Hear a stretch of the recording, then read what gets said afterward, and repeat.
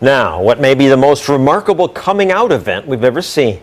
A little girl is unable to speak a word or connect to the world around her in any way, or so everyone thought, until she turned 11 and suddenly something remarkable happened. ABC's John McKenzie has the story of a girl breaking out of her own body. You don't know what it feels like to be me. When you can't sit still because your legs feel like they're on fire, or it feels like 100 ants are crawling up your arms. How is it that these powerful words came out of this flailing body? People look at me and assume I am dumb because I can't talk. Something extraordinary happened to this 14-year-old who was written off as mentally deficient, something that may help unlock the mysteries of a baffling disorder. What do I want?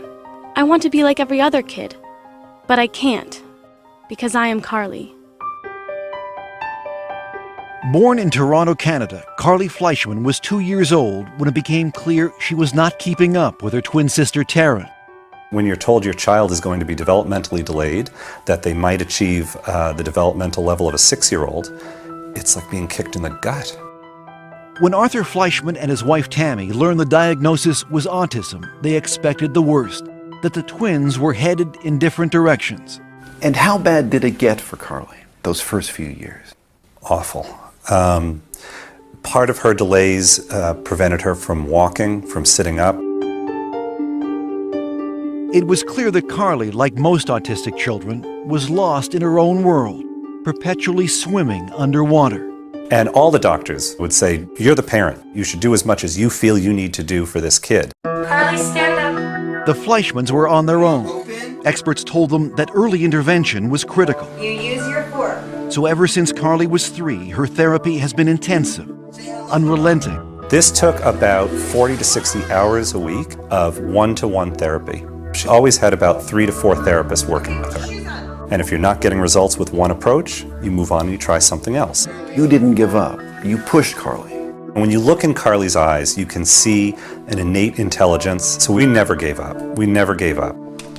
But if there was intelligence, Carly's ceaseless rocking, flailing arms, and tantrums hid any trace of it. Worse, she couldn't speak. Not a word. I did not have any expectation that she would have a fluent form of communication. Dr. Nicole Walton-Allen is a clinical psychologist who led Carly's therapy program. Her profile was that of a child who was severely autistic and more than likely moderately mentally retarded.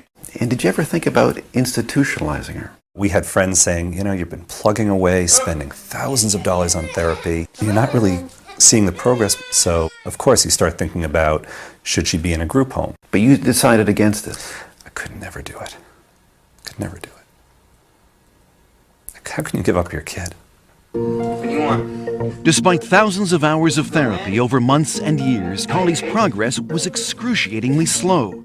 That is until one day 3 years ago when Carly was 11. She ran to a computer for the first time, and what happened next was a breakthrough so profound it would finally pierce Carly's silent, secret world.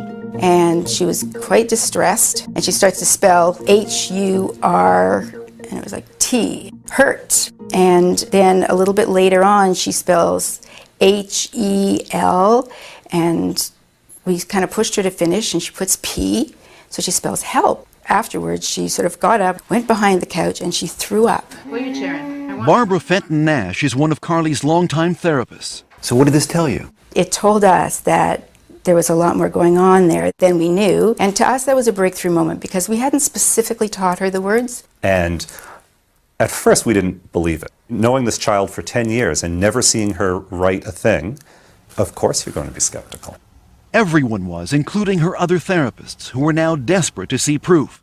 But Carly refused to type, exhibiting the same hysterical behavior that led experts to label her as mentally retarded. She would strip off her clothes. She would go into the bathroom and she would engage in fecal smearing. So the typing was great, but no one could see it. Here, show me. What was needed was some tough love. If Carly wanted something, she would have to type for it. First type, and then you get. Let's go. Oh, she had to work for it. If she wanted information, if she wanted to go somewhere, she had to type by herself. Finally, several months later, Carly began to type for others. She started to realize that by communicating, she had power over her environment. And what came through her finger, typing one letter at a time, with fluency no one could believe, was astonishing.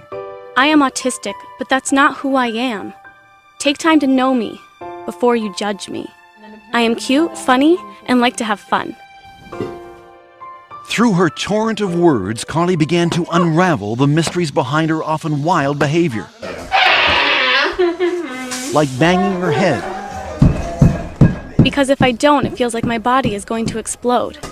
It's just like when you shake a can of Coke. If I could stop it, I would, but it's not like turning a switch off. I know what is right and wrong, but it's like I have a fight with my brain over it. Use your words. And Carly was not shy about expressing her desires and frustrations. I want to be able to go to school with normal kids, but not have them getting upset or scared if I hit a table or scream. I want something that will put out the fire. We were also horrified because for years we had spoken in front of her as if she wasn't there. Now, for the first time, Carly was able to have conversations with her parents. You think you can write back to Dad? I want to go on a snowmobile. Can we do it? Will you go on one? I think it would be fun. So here's your daughter, and finally you get to meet her. Mm-hmm. What was that like? Overwhelming. Overwhelming. I stopped looking at her as a disabled person. You promised. Did you lie to me? And started looking at her as a sort of sassy, mischievous teenage girl. I want people to know that no one is telling me what to say, and I don't have a hand up my butt like a puppet. Carly has been very clear that she sees herself as a normal child, locked in a body that does things that she has no control over. Side by side with her twin sister Taryn, it would be easy to dismiss Carly as intellectually challenged. That is, until you ask her a question. Carly, why do autistic kids cover their ears, flap their hands, hum, and rock? It's a way for us to drown out all sensory input that overloads us all at once. We create output to block out input. Carly's brain, unlike most people's, is overwhelmed by the senses of sight and sound, taste and smell. Our brains are wired differently. We take in many sounds and conversations at once. I take over 1,000 pictures of a person's face when I look at them. That's why we have a hard time looking at people. The one thing she can control is when and where she'll type. So this is John. This is John. And usually she needs to be motivated. Finish up. You're doing great. When I tried making conversation with Carly, she would not type back, I'll tell you anything you want to know. her finger hovering over the keys for hours, until I brought up my teenage son. He wants to play football. No, she's smiling. It's going to be something funny. Are you embarrassed? Come on, we want to hear what you have to say. Yes, I guess he's cute. 2 years that we've been communicating, and every time she writes something, there's a little bit of that sense of awe. The room resembled a ship's cabin. Its walls Dear made of Dad, wooden laths I love when you read to covered me, by many coats and I of love that you believe in me. I know I'm not the easiest kid in the world. Give me a kiss. However, you are always there for me, holding my hand and picking me up. I love you. I'll go through many sleepless nights to hear that. I'll spend every penny we have to hear that. Was there one writing in particular that left a lump in your throat?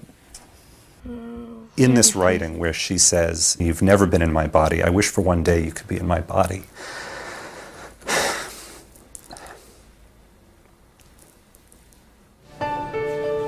A year after we first met Carly, she is happier, calmer, more independent. Come on, let's get this in the pan. She's even writing a novel. I think that humankind is just oblivious to things that have been around for many years. She also has her own internet blog and twitters regularly, answering questions from people all over North America. I think Carly knows that she now has a voice that can help other kids. Now she looks at herself as someone who can make a mark on the world. And that's got to be life-changing. What do you hope for Carly now? I want her to be happy. I want her to have dreams and goals and accomplish those goals in spite of her challenges. I think the only thing I can say is don't give up. Your inner voice will find its way out. Mine did.